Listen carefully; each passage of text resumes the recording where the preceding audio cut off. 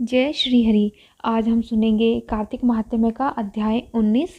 अब चूंकि आज भाई दूज का पर्व है और इसको हम यम द्वितीया भी कहते हैं, तो यम द्वितीया की कथा भी हम सुनेंगे, जो कि नारद मुनि राजा पृथु को उनके कहने पर बताते हैं कि क्यों यम द्वितीया मनाया जाता है। कल हमने सुना था 18वां अध्याय, उसमें नारद मुनि राजा पृथु को गोवर्धन की कथा सुनाते हैं। तो आज का अध्याय शुरू करते हैं, लेकिन अध्याय शुरू करने से पहले मेरी आपसे रिक्वेस्ट है कि अगर आपने चैनल को सब्सक्राइब नहीं किया है तो चैनल को प्लीज़ सब्सक्राइब करिएगा और वीडियो को लाइक ज़रूर करिएगा। तो चलिए आज का अध्याय शुरू करते हैं। राजा पृथु नारद जी से पूछते हैं कि नारद जी, कार्तिक शुक्ल दूज को यम द्वितीया क्यों कहते हैं। तो नारद जी कहते हैं, हे राजन, कार्तिक शुक्ल दूज को यम द्वितीया इसलिए कहते हैं क्योंकि इस दिन यमुना जी में स्नान करके यमराज का पूजन करते हैं। इस द्वितीया को भैया दूज भी कहते हैं।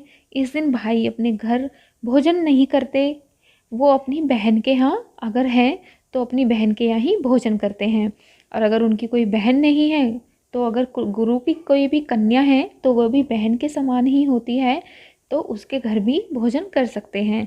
अपने गुरु की जो कन्या है उसको भी अपनी ही बहन माने। उस दिन बहन अपने भाई का तिलक करती हैं, भोजन कराती हैं अपने भाई को, और भाई भी अपनी श्रद्धा तथा सामर्थ्य अनुसार अपनी बहन को दक्षिणा देते हैं। इतनी कथा सुनकर राजा पृथु ने नारद जी से पूछा कि हे नारद जी, सब क्षेत्रों में उत्तम क्षेत्र कौन सा है। नारद जी कहने लगे, हे राजन, सब क्षेत्रों में उत्तम क्षेत्र गंगा तथा यमुना का संगम है, जिसमें स्नान आदि करने की ब्रह्मा आदि देवता भी इच्छा करते हैं। गंगा के स्मरण मात्र से मनुष्य के अनेक पाप नष्ट हो जाते हैं, और गंगा जी में स्नान करने से मनुष्य के पाप नाश होकर कई कुल परम पद को प्राप्त हो जाते हैं। गंगा स्नान की अभिलाषा करने से मनुष्य अनेक जन्म के पापों से मुक्त हो जाता है।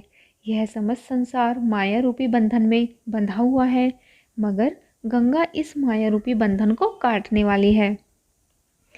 बाकी की जो नदियां हैं, गोदावरी, कृष्णा, रेवा, अमरवती, ताम्रपर्णी, सरयू आदि सब तीर्थ गंगा में ही स्थित हैं। काशी क्षेत्र भी सब क्षेत्र में उत्तम क्षेत्र है, जहाँ देवता वास करते हैं। इससे आगे नारद मुनि कहते हैं कि वह मनुष्य धन्य है जो अपने कानों से काशी क्षेत्र की कथा सुनता है। जो काशी जी का सेवन करते हैं जीवन मुक्त हो जाते हैं। यदि प्रातःकाल के समय कोई काशी क्षेत्र का स्मरण करता है तो वह भी मोक्ष को प्राप्त हो जाता है।